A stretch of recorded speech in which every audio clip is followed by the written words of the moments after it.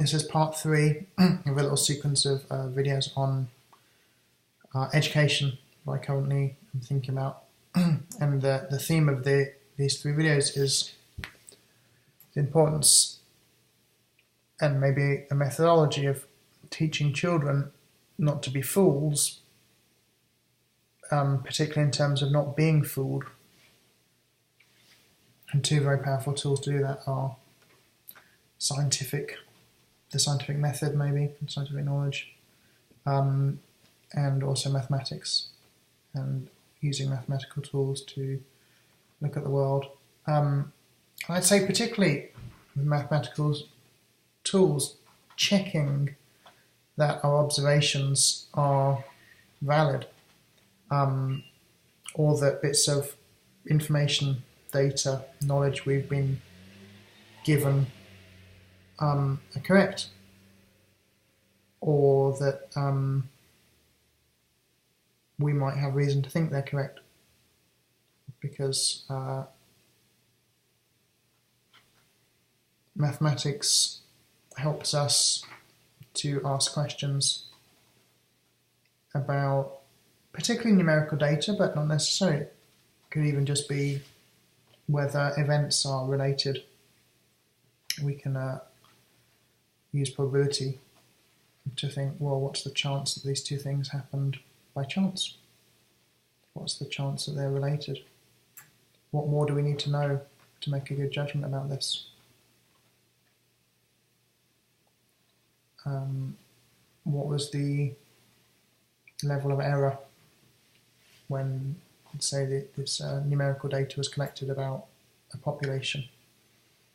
Here we have the history books talking about this endemic disease spreading through a country. Well, how do we really know? How compelling is this data? Let's compare it with this other set of data. How big is the difference? How big is the error? If the error is bigger than the difference, then it's pretty useless, really, or potentially pretty useless. Well, with young children, or children in general, how can we teach them not just the knowledge and the tools, but how can we teach them to apply the knowledge and tools to basically everything they come across, to have this questioning attitude? How can we teach critical thinking? Because I think it's just not being done. Well, I know it's not being done. It's not being done effectively, because we can observe the state of the world. And going back to the Ted Nelson quote from the first video, most people are fools. So that in itself is evidence that whatever is happening in education is not working or not sufficient to produce children, young adults, particularly old people as well, who are able to A, avoid doing foolish things, and B, avoid being fooled, hopefully most of the time in most situations. And one of the reasons I've been thinking so much about education recently is I've come across this guy called Seymour Papert.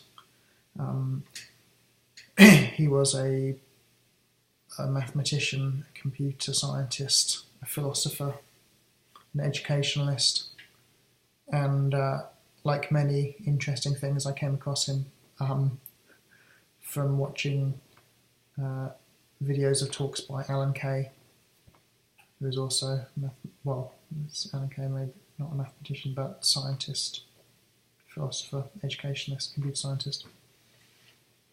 Seymour Papert made a programming language called the Logo language, which he made for children particularly.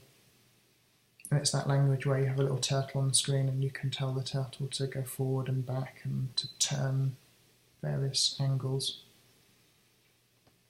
and repeat blocks of commands. And you can also tell the turtle to leave a line when it moves.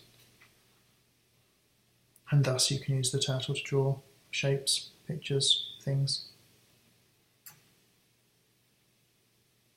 And it's interesting that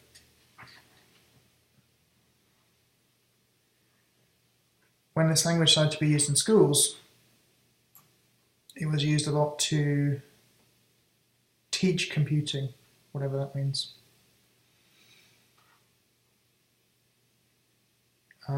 To teach computer literacy. The children would play around with this language or be given tasks to do in this language or be directly taught this language, and they would learn in passing how to type or how to deal with files and folders. And this is a real shame because Seymour Papert made the language not to teach computer literacy at all, but something far more important, to teach mathematical and scientific thinking. Well, let's just say thinking in general.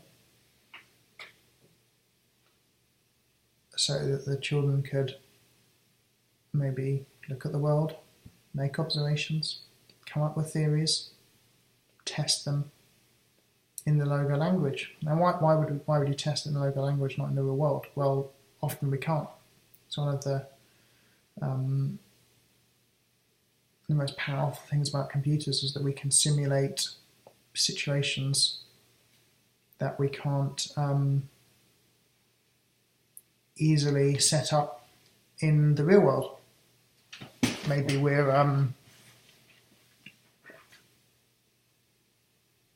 want to know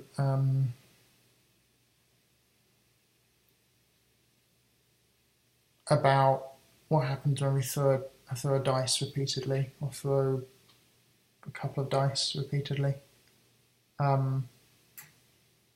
What do the total of the dice add up to on average? How about throwing a set of pairs of dice? Well, it kind of quite quickly becomes unmanageable. Sat there with a pad of paper, throw 2 dice, write down the number, the total, throw a different 2 dice, write down that total in a different column, throw a 3rd pair of dice, go back to the first one, throw that again. And yet in a computer language like Logo, we can set up to generate lists of random numbers between 1 and 6, and pairs of these lists, and to total them up, and we can start to see interesting things and learn about how probability works.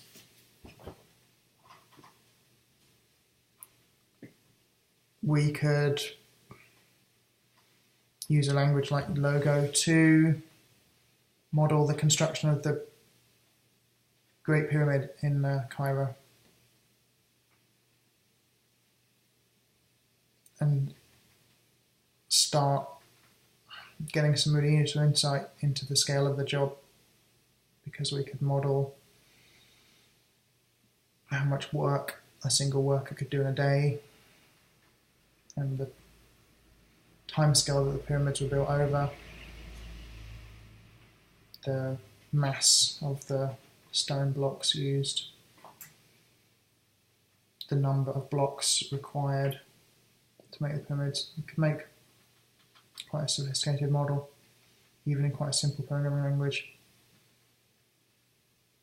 And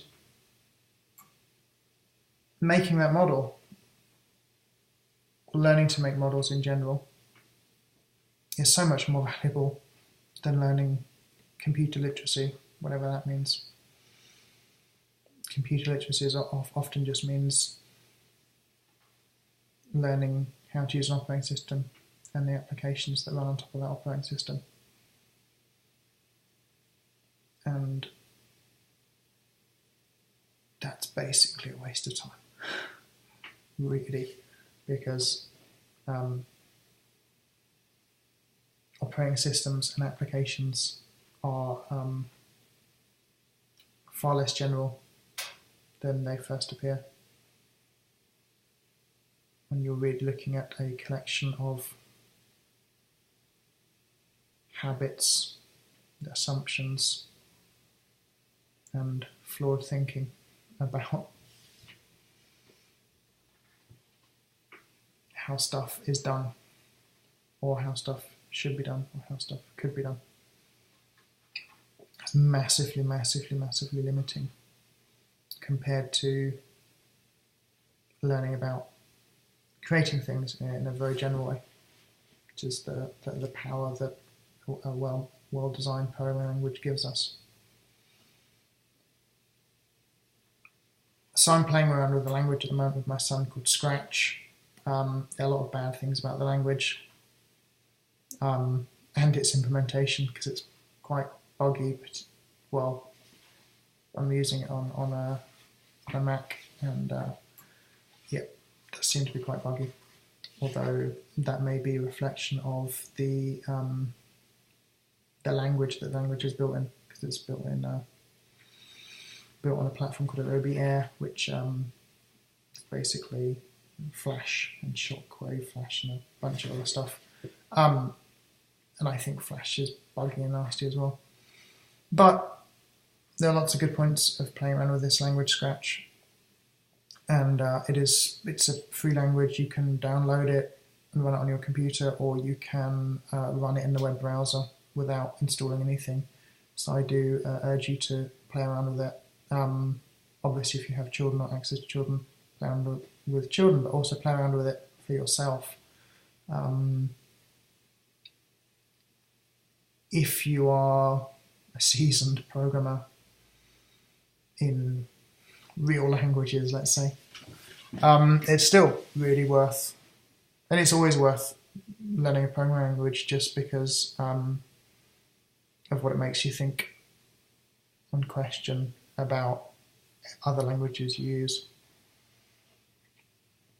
So it's interesting to play around with Scratch, which is a language made for children.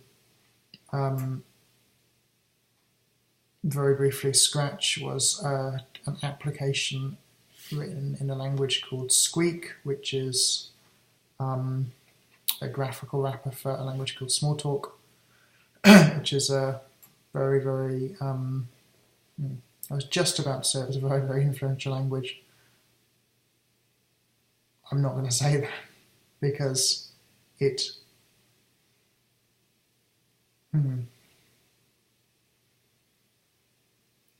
influenced a lot of other programming languages, but often people who've made the other languages have done it in a way that massively, massively, massively dilutes the power of Smalltalk.